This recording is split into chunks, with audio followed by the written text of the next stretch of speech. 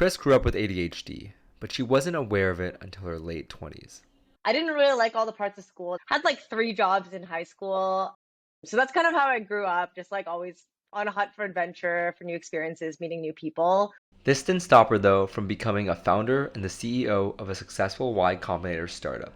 And being surrounded by YC founders was really beneficial for me because being in these startup communities have really like challenged me to believe that I can do more. Now, her company Shimmer is making ADHD coaching easy and affordable. Hey, Chris, I'm super excited to have you here.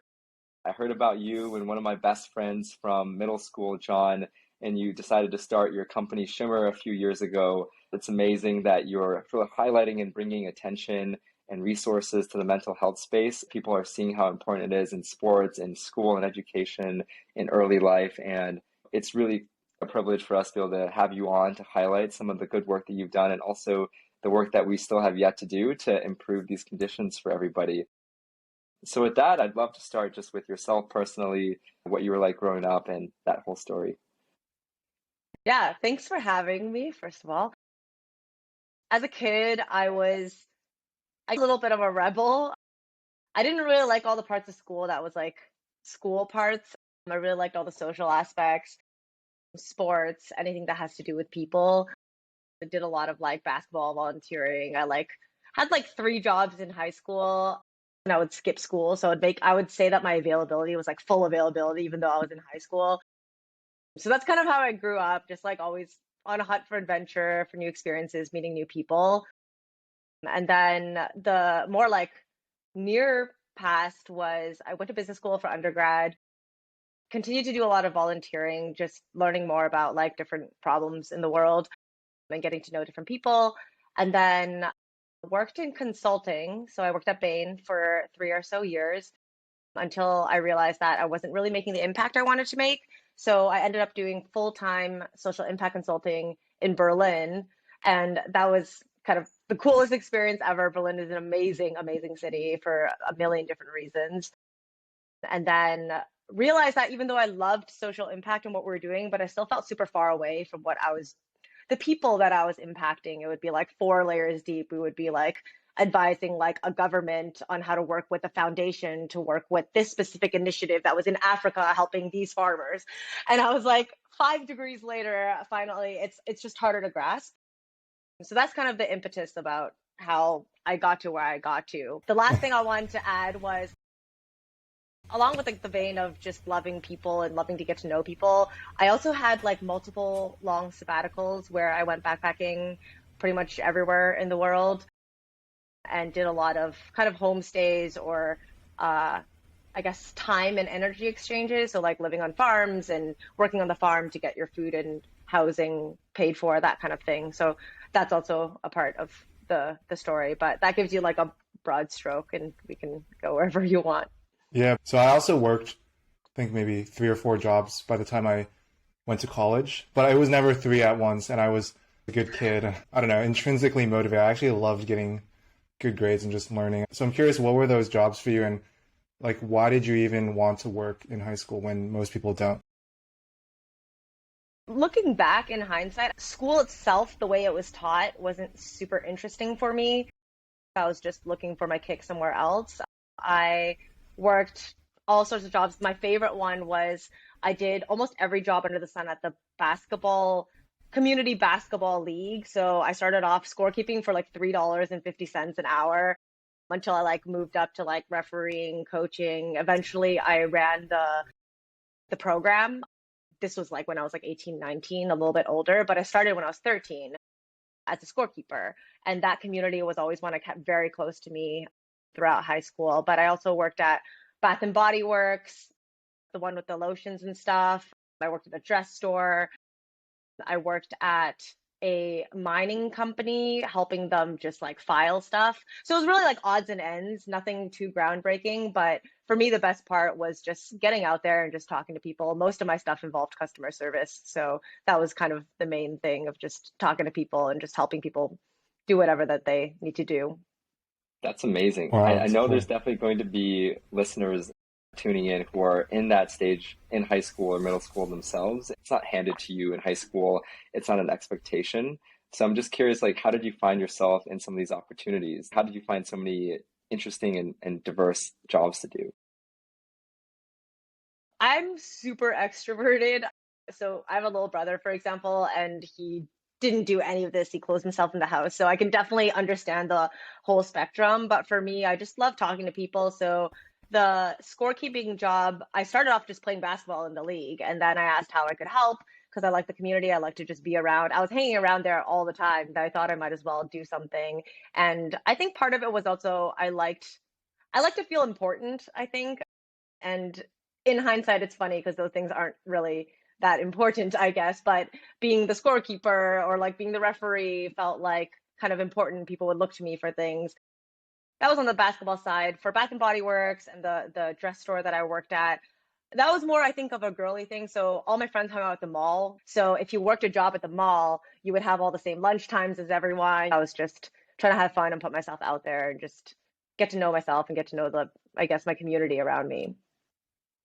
Going to what you mentioned about taking sabbaticals, I think you said you've taken multiple sabbaticals, and I just started one. I quit my job in early January, so I also have a Congrats. personal blog, and thank you. It took me a year to actually quit, and since writing about my experience, people have reached out to me, and through my own experience, just like a year of turmoil and agonizing over this decision, I realized like it feels like a really big decision, but once you actually do it, you don't look back and you don't regret anything at all. So I'm curious, what was your experience like leading up to that first sabbatical? But then also you came back for at least another one. So can you tell us a bit about that? Yeah, this is my one of my favorite things is to convince people to take sabbaticals. And it can be a sabbatical from school, it can be a sabbatical from work. I think for me, being an extrovert, just getting to spend a long period of time purely just socializing and seeing things and getting to know the world, I can't imagine anything better. And the more I got into it, the more I kind of was addicted. I still, every day, kind of wonder when's the next time I'm going to do it, which will probably be soon. But I think for me, it's like, it's really the freedom of it that drew me in. I would always try to live at youth hostels, and I would just wake up in the morning, go downstairs, sit at the table and say like, this is a place that I found that seems cool. Who wants to come with me? And I would just yell that, and then someone would come with me. But that probably sounds terrifying to any introvert. They'd be like, no, I would Yeah, never do that. I would not do that. Hey, Chris, I'd be super curious to hear about some of the communities that have really helped shape who you are. I've been thinking a lot about how you've been speaking to communities. It's a really big and important part of my upbringing as well. I grew up in Minnesota, like predominantly white, like middle school and high school. So when I moved to Berkeley, I really became more comfortable with like the Asian side and that culture, surrounded by so many people, and helped me embrace that. So I'm curious for you, what communities really speak to you and what communities have you built yourself? Yeah, one of the philosophies I kind of live by is like each phase of your life, what's best for you then. So for example, when people say, "Oh, I'm gonna like do all the things I want to do when I'm like 80 years old," I'm like, "But you're not gonna want to do the same things anymore. You're probably gonna want to golf or something." So for me, all of the communities I've had were a very good fit for the time I was at. So an example is that basketball community. That was a massive one for me because while everyone at that age as a teenager was mostly hanging out with teenagers, by being in that basketball community I was immersed with, there was all ages from 5 year olds to 18-year olds. And so to be able to be in that community at that time was really beneficial for me because I had a different mindset, in my opinion, than a lot of my friends who are only interacting with people our age. And it helped me meet a lot of other families. There were a lot of Filipino families in my community, especially in the basketball community in Richmond, where I'm from. And that definitely shaped a lot of my extroversion, kind of some of my values around community and around family. That was a perfect time for that to come into my life. And then now, last year going through YC and going and being surrounded by YC founders was really beneficial for me because it kind of amped up the pace that I thought I could be or that I believed that I could do being in these startup communities have really like challenged me to believe that I can do more. And so it was a perfect timing for those types of communities to be here for me. And then in the future, there's probably going to be different communities, like maybe golf communities or something. I don't actually golf. I'm just using that as like a random example to like point into the future, but maybe something else in the future that will shape who I am then. I was listening to a podcast that you were on. I think it's called ADHD Rewired. And in the beginning of the podcast, you mentioned that, like, on that day that it was recorded, you didn't take your Adderall because you said that you tend to be more scatterbrained when you don't take it, but then you're also weirder and funnier. Yes. I'm not calling you weird. I think that's how you describe yourself. So I was just curious about today. Like, what was your approach for today? So I also didn't. I try not to in days I have a lot of meetings or a podcast. But my process for this podcast, I listened to your guys' podcast. That was part of my process, just to get like a vibe of what things are like beforehand. I'd love to dive in a little deeper. I'm sure there's some people listening who some form of ADHD themselves, but many more who don't have that experience. And how would you describe that to someone who wants to empathize with people who are more ADHD? Oh, that's hard. That's an interesting question. So the first thing I will say is that everyone with ADHD is different. For ADHD, there's 3 presentations. There's hyperactive, which how people think about it is like the little boy jumping off the walls. There's inattentive, which how people think about it is the small girl who's daydreaming at her desk. And then there's the third one, which is combined type, which is if you satisfy the symptoms of both the first 2. So I'm combined type. I have symptoms from both of them. The best way I try to describe it to the people in my life is that there's always like a lot of train of thoughts in my head going on at the same time. And I jump between them in thinking. I think one time I even asked someone, I was like, how many thoughts are you thinking right now? And they're like, what do you mean? They're like 0. And I was like, what? That's wild. I'm never thinking 0 things. Focus is like the hardest thing for me. It's also very easy for me to just like get excited about something and forget about something else. So memory is like another thing. So everyone with ADHD will look pretty different. But I have found since getting diagnosed and being in the community and a lot of more people coming out to me that generally people with ADHD or that are neurodiverse will attract other people who are neurodiverse, even people who are not publicly open with their ADHD have like told me afterwards, and then I'm like, oh, okay, like this is why we're such close friends.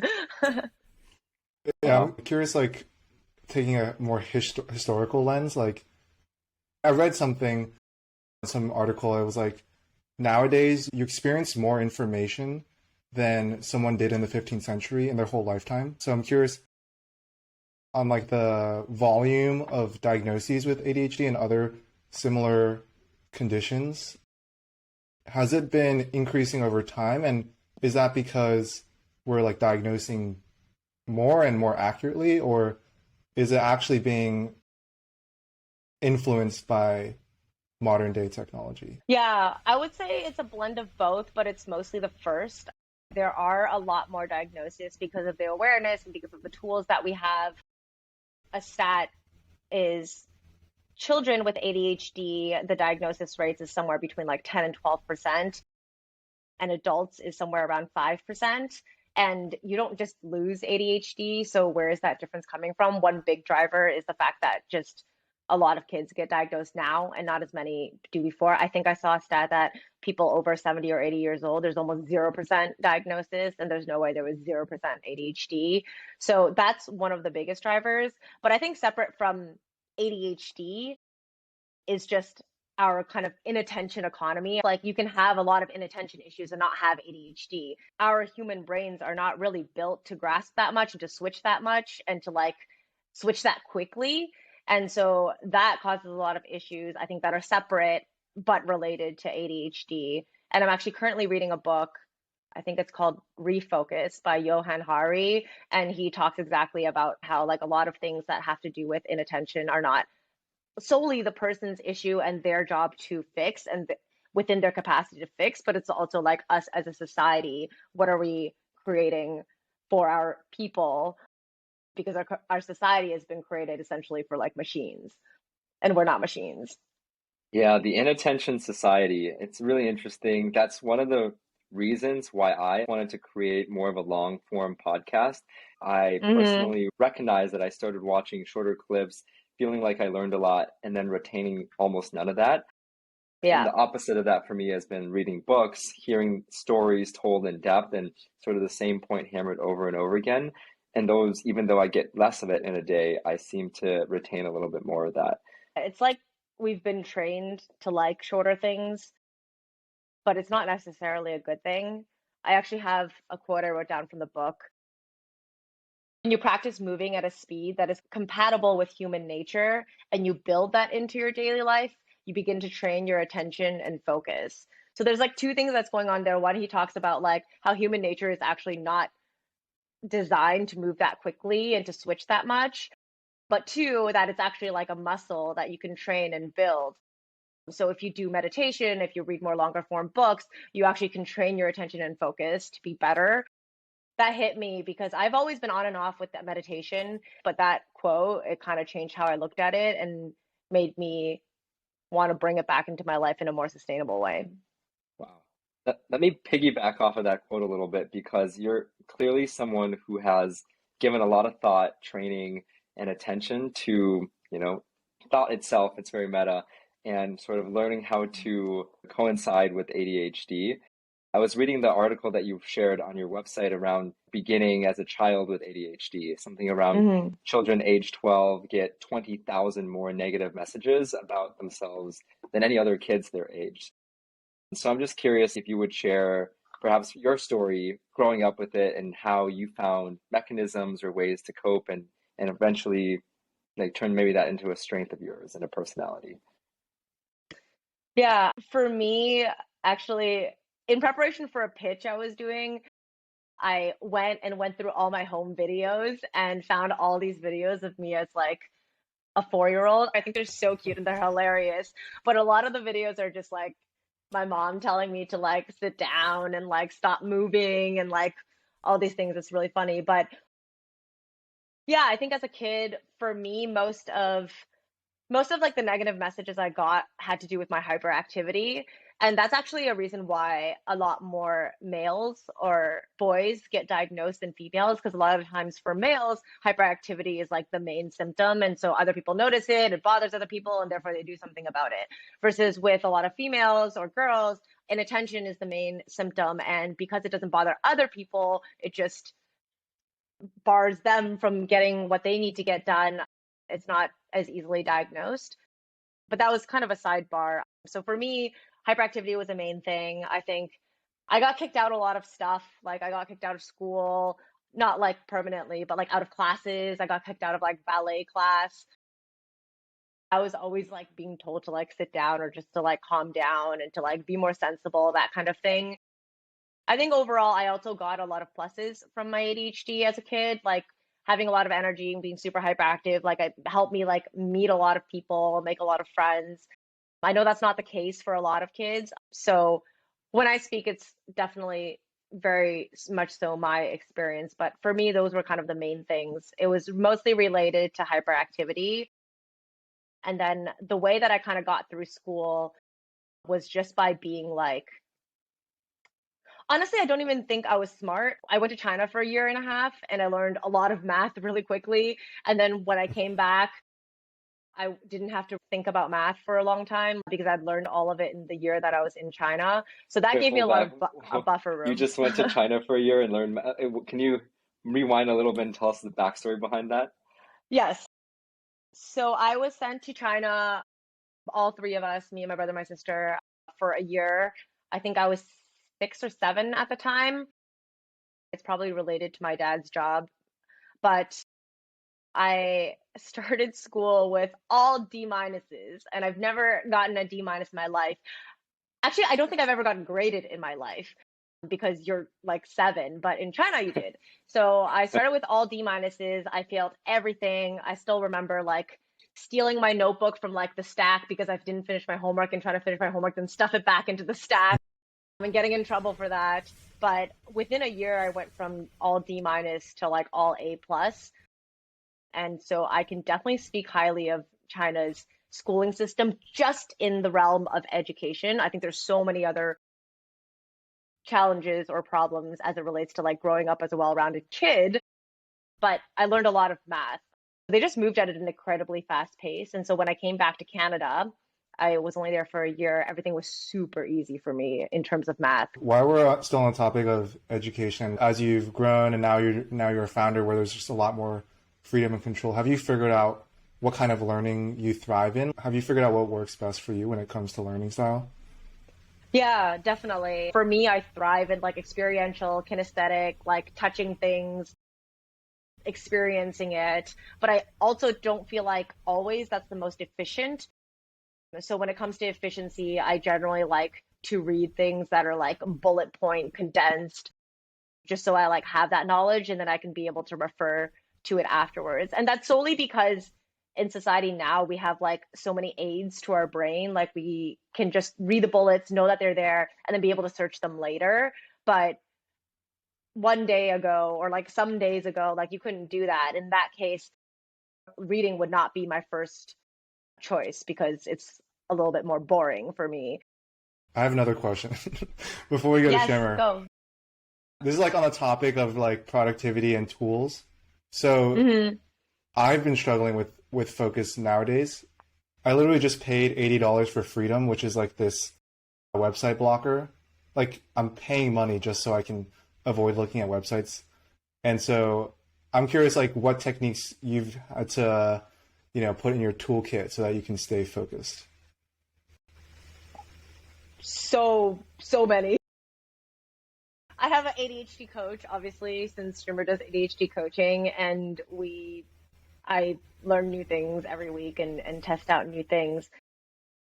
One big one that I'm working on right now is working with my circadian rhythm. A lot of people with ADHD have this issue, but we wake up late and we sleep late. And I had spent a lot of my life trying to force myself into the schedule of, I guess, what you read of like, oh, successful people wake up at 5 a.m. Like I'm exaggerating a bit, but that doesn't work for me. I'm super groggy in the morning and I have some like genius thoughts at like midnight or like 1 a.m. So that's one thing that I'm currently working on is understanding like how my energy levels like differ throughout the day and then how to best intersperse the things I need to do, whether it's work or home stuff, into those hours. The other one that has been super helpful for me that I made a reel about was actually doing deep work blocking. So I have these 3 hour blocks that I have almost every day, I think 4 days a week, that are on my calendar where before going into the block, I will write down the things that I'm going to do. And then I will declare that I'm like entering the block. I'll often even tell someone, I'll like tell my boyfriend, like, okay, now I'm doing it, and like I'll send him on WhatsApp what I'm going to do. Because I've done that, I won't do anything outside of it. And it's the simple act of declaring it. I'll like look at the list. If I find myself going outside of it, I'll look at the list, be like, is this on the list? If not, I put on like my distraction sheet that's like on the side. And then I will come out of it. And it's almost like racing against yourself because you've declared that you're going to do these things. So then I'll be like, okay, how much of this stuff did I do? And then because I have these deep work blocks, I've been able to do so much more in my 9 to 5 because I used to do all my deep work stuff at like midnight because then I have no more meetings, but now I've kind of made it work better for me. So the concept of like time blocking has been super helpful for me. And that took also a few weeks of experimenting with my coach to get at the exact way that I do it now. Sweet. All right, Chris, you've talked about your own journey as a kid growing up with ADHD. We've gone over and learned so many cool personal tips and hacks that you've done to get it under control. And now your company that you founded is hoping to help other people conquer their own ADHD and find success in life despite it. So tell me more about how you got started on this journey and what you've done so far. We used to run support groups. That's originally what we started Shimmer on. So we did support groups for identities, so Asian, queer, to challenges, so anxiety, depression. And eventually, in pivot mode, we ended up spinning up the beta of what now is Shimmer 2.0, which is ADHD coaching. And how we got to it was primarily driven by my diagnosis. So that was when I got diagnosed during the pivot. And I guess like true Asian fashion, my first thought was, I can't take medication. What else can I do? Just because I grew up not even taking medication for like, I don't know, like the flu and the cold. My grandma used to make these like warm, like disgusting tasting things that I would have to drink whenever I got sick. So I got diagnosed. I was looking for a behavioral solution. I went down this rabbit hole hunt of doing, I think I did between 10 and 15 different consultations with ADHD coaches. And just the experience, not with any one coach, but just as a whole, was very confusing and frustrating and not very ADHD friendly. Just navigating all those websites, trying to figure out what the differences between them are. And then eventually, once even having those conversations and landing on a coach, hearing the price, which often is like $200 plus, and just being blown away and being like, okay, there's so many steps that even if it wasn't for the price, I would have kind of given up by the end. So we started talking to more people who are in similar shoes as me, and then eventually started talking to clinicians and coaches and realized that this problem was known of, but there just wasn't really a solution. And so that's kind of how Shimmer was born. We were looking for a way to not only offer coaching in a more affordable way, but also offer coaching in a more ADHD friendly way. Not just the coaching itself, but like the entire process of like finding a coach, going with a coach, and even leaving the coach, having all of that be more ADHD friendly at like a way lower price point. And so what we do is we try our best to take all the other stuff that the coach needs to do out of the mix so that they can just focus on coaching. And then what we also do is we take what normally happens in a 1 hour session, and a lot of it is psychoeducation. So educating members about their ADHD and taking that, pre-making it already and putting it in the app so that the coaches can just kind of prescribe it to the members so that they can do it on their own time. So with both of those levers together, that's kind of how we achieve our like 5 to 10 times more affordable price point. Can you tell us a bit on the numbers side? How many people in America have ADHD? And then also on the coach side, how many coaches are there today? Yeah, great question. So on the member side, there is 13 million adults who are diagnosed in the US. And then there's another like 9 or so million children who are diagnosed. And I mentioned in the beginning just the sheer difference in just percentages, how it's like 10 to 12 for children and 5% for adults. So that number is like naturally increasing just based on like the diagnosis rates. However, we don't only serve people who are diagnosed, we also serve people who are self-diagnosed or just want to work on certain skills that are related to people related to ADHD. And then on the coach side, there isn't any exact number because coaches can come from a bunch of different backgrounds. Like we have therapists turn coaches on our platform. We have like special education teachers turn coaches. And then we have like more purebred coaches who like went through coaching specific like schooling and credentials to be, let's say, a health and wellness coach or an ADHD coach or a mental health coach. There are a lot more people who would be interested if there was kind of like an easier way to get into coaching.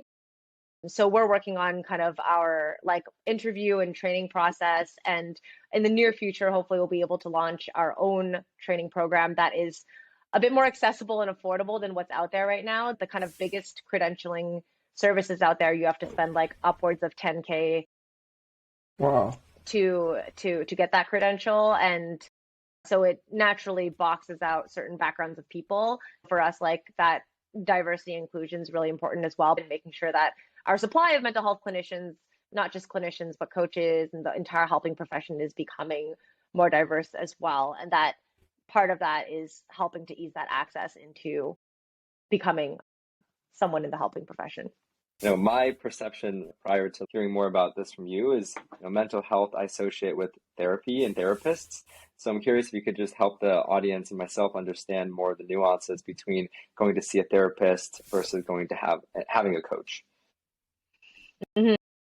The first thing I would say is that there is a lot of overlap with a lot of helping professions, but the biggest difference between therapy and coaching is that therapy is treatment. It's about helping someone who is a patient, which is the terminology, get to zero, like from negative to zero, is the most part of traditionally what therapy and medication, all those things are for. Coaching, as you can imagine, because there's also like basketball coaching, the term coaching is used a little bit more widely, and it's generally more future looking and gets people kind of like from zero upwards. I'm extremifying a bit to paint the difference, but that's one big difference. And the other one is therapy is a little bit more backwards looking. So it's generally about like unpacking your past and how the experiences you have had relate to who you are today to kind of change your current state of mind, versus coaching is more from the present to the future. Well, we've been talking a lot about behavioral therapy and coaching. I know there's also, things you'll see in the news around like medication specific and prescription treatments as well. Where do you see Shimmer at the intersection of just behavioral health and treatment versus more like medication oriented treatment? Yeah. So medication works for, I think, 75, I'm probably within 5%, 75% of people who do it. So it is extremely effective for people with ADHD. It's like one of the not many conditions where there actually is like a solution that is very easy, that works. I've had a journey towards this, as I mentioned from the beginning, because I was not pro medication before, or I wasn't actively pro medication. So for one, it's definitely an amazing solution. There's so many stories of people who, after the first time taking stimulant medication or even non-stimulant medication, their life changed completely. It allows you to focus, to do things that you want to do well, or to just do it. I want to just point out that it's great. For me personally, and this is where Shimmer comes in, we try to play where I think that there's a big gap. And for me, the gap is really in like a behavioral solution. We are offering coaching, but I think that there's a lot of different behavioral that we can make that is separate from medication, like even just like in-app and stuff. So for the foreseeable future, Shimmer is going to be behavioral. But I guess you never say never. I was poking around the Shimmer YouTube channel and I saw about a year ago, I think you all were doing group calls or group coaching sessions. And then now on the website, it's only one-on-one coaching. So I'm curious, what were some of the key learnings and what was the decision like to go from group calls, group coaching to just one-on-one? Yeah, so group was for our support group format, so it actually wasn't coaching. There wasn't any kind of personalized help. We were solving a completely different problem then. It was mid-pandemic. We were solving the problem of loneliness and we were grouping people together who wanted to talk about the same thing. Versus now, we do one-on-one for ADHD coaching. Our core is to make sure that first we support people with ADHD in like personalized way, because everyone with ADHD is so different. We found that the biggest problem was actually just people with ADHD just doing the things that they said that they wanted to do and getting that personalized help.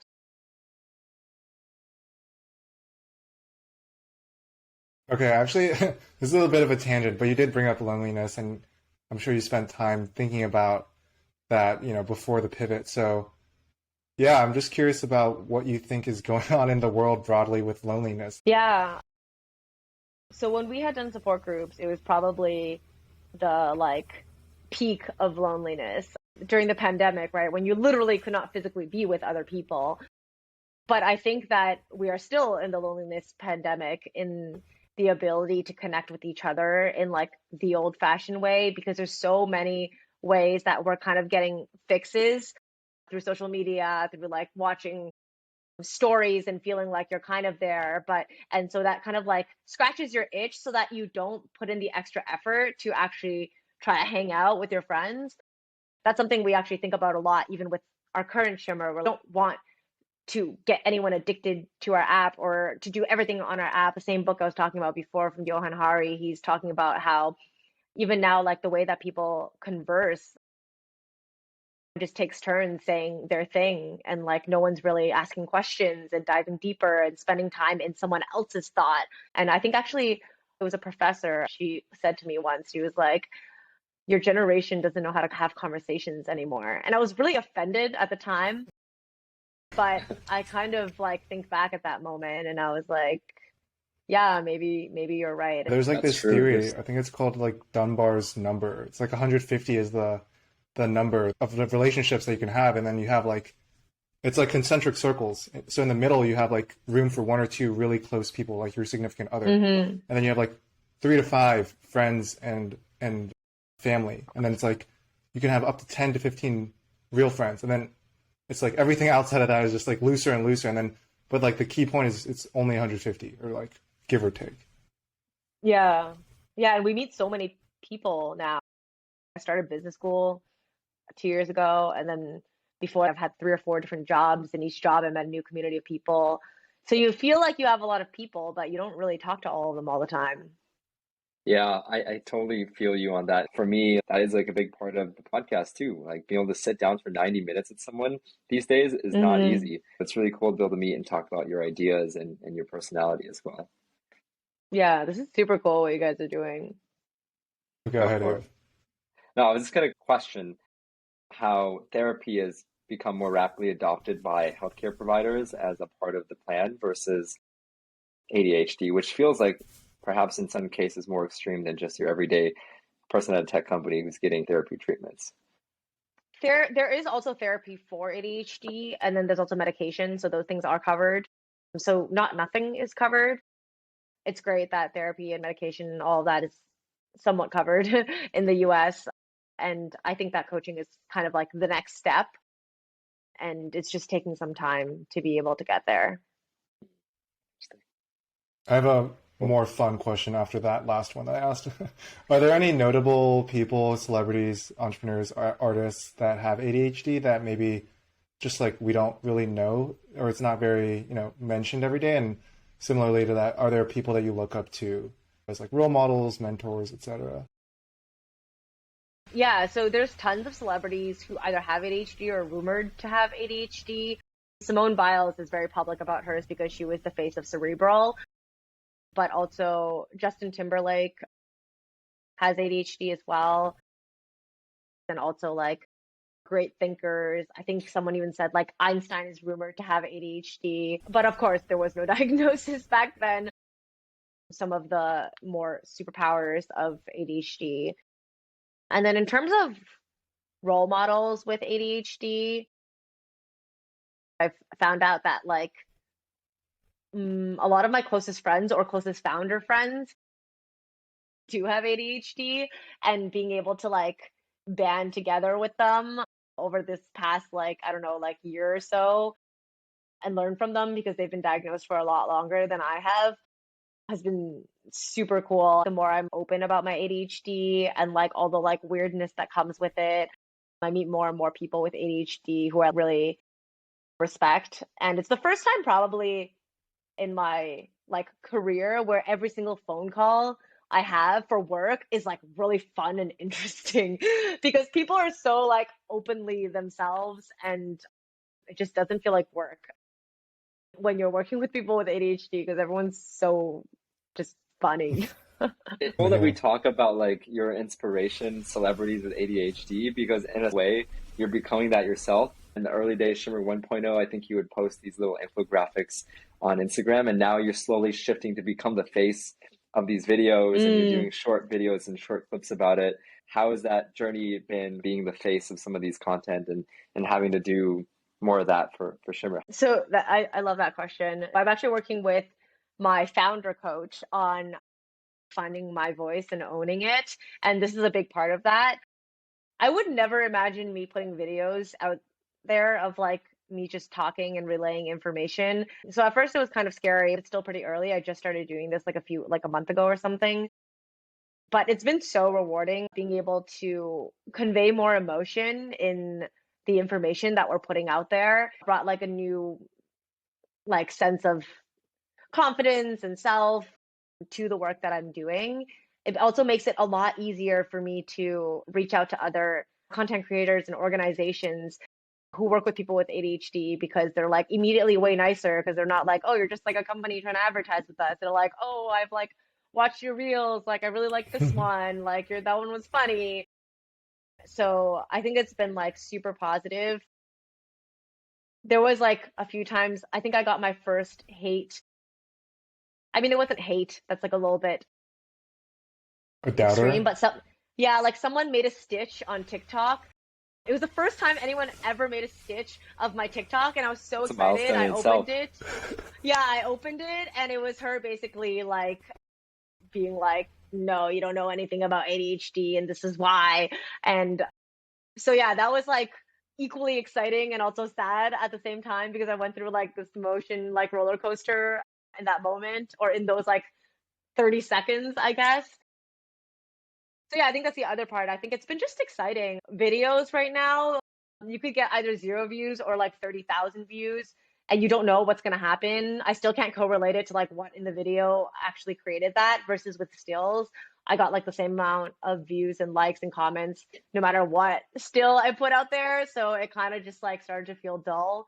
So I think that like adrenaline that comes with putting videos out there is also an interesting one that I'm navigating through. I put a blog out recently and also got my first doubter. I don't call it hater, I just call it doubter. And this person that I actually know DM'd me on Instagram, was like, nothing about your writing makes me think that you'll be happier.